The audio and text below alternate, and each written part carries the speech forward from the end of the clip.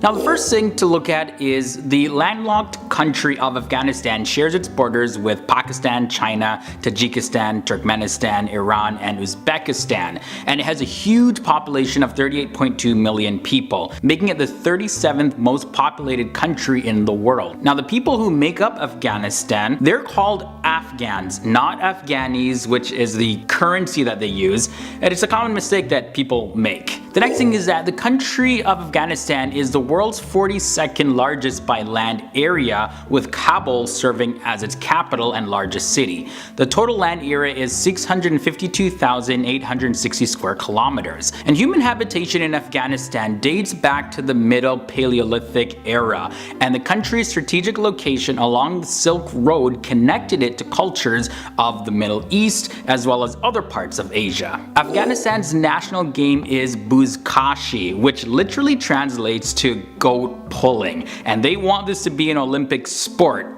Good luck with that, because it's regarded as the wildest sport game out there. It involves placing the carcass of a goat, a calf, or a sheep placed in the center of a circle, which is surrounded by players of two teams who are on horseback. The objective of the game is to pick up the carcass and bring it across a goal line or into the winner's circle. The game has been played since the 13th century and used to be played earlier by rich rival warlords, but it's now being financed by Afghan phone companies as well as private airlines. Also, carpet weaving has always been an integral part of the Afghan heritage for centuries, with ethnic diversity drawn from other cultures like Iran, Pakistan, Tajikistan, Turkmenistan, Uzbekistan. The Afghan rugs are an extremely popular Afghanistan export. In 2008, 2013, and 2014, Afghan rugs won international awards, which is held every year in Hamburg, Germany.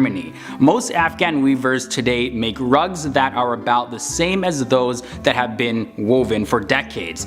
And as a testament to the meticulous nature of this art, it approximately takes 6 to 9 months to weave one large Afghan carpet. Many reports also state that only 28.1% of the population above the age of 15 is literate in Afghanistan, which means 71.9% of adults in the country do not have simple reading and writing abilities. And hopefully that continues to change over the years, because the more educated you are, of course, the more power to you. It's also the land of opium. Opium is the largest and fastest growing produce in Afghanistan. Afghanistan's opium poppy production goes into more than 90% of heroin worldwide. Afghanistan has been the world's greatest illicit opium producer, and in 2017, opium cultivation in Afghanistan reached a record high. The fact that the opium poppy cultivation continues to expand in Afghanistan is not surprising. I mean, the country's economy has been in a deep slump since 2013, when the United States and NATO radically drew down their troop presence, around which much of Afghanistan's economy was built after 2002. Now, the bottom line is that there is simply nothing in Afghanistan that produces more jobs than the opium poppy economy, and there's nothing else that would surpass it in the foreseeable future. Another interesting fact is that the world's first oil paintings were not drawn in the Renaissance Europe, contrary to popular belief, but in the caves of Bamiyan, located in the central heartlands of Afghanistan around 650 BC. In 2008, scientists discovered oil paintings in 12 out of 50 caves in Bamiyan, possibly made with walnut or poppy. Bamiyan was once a thriving Buddhist center where monks lived in a series of caves carved into the cliffs by two statues. This was a spot where the world's two largest standing Buddha statues once stood until the Taliban destroyed them in 2001, saying that the statues were un-Islamic. Poetry is also a very important part in Afghan culture. For thousands of years, Afghans have told their tales in the form of verses. In the western side of Herat, Thursday is a poetry night. Every Thursday, people from all across the city get together to share verses from old and new poetry, and they get together with desserts and sweet tea and bond over poetry. That sounds pretty awesome, kind of like my kind of thing. I love just chill vibes vibes, poetry, spoken word, you know what I mean? I might enjoy it over in Afghanistan. The next thing I want to talk about is the Kandahar airfield, situated in southern Afghanistan, is known to be the world's single busiest runway airstrip. It is also the location where NATO has its first full air traffic facility in a country not listed in NATO. And the final fact about Afghanistan is that Afghanistan became independent on August 19th of 1919, and they fought 3 wars with Britain, after which they declared themselves independent. Woohoo! Now interestingly, they were never directly ruled by the British. However, like every other country in South Asia, their foreign affairs were heavily influenced by the United Kingdom. Nicknamed the Graveyard of Empires, Afghanistan has had a reputation for being unconquerable and for undoing ambitious military ventures and humiliating would-be conquerors.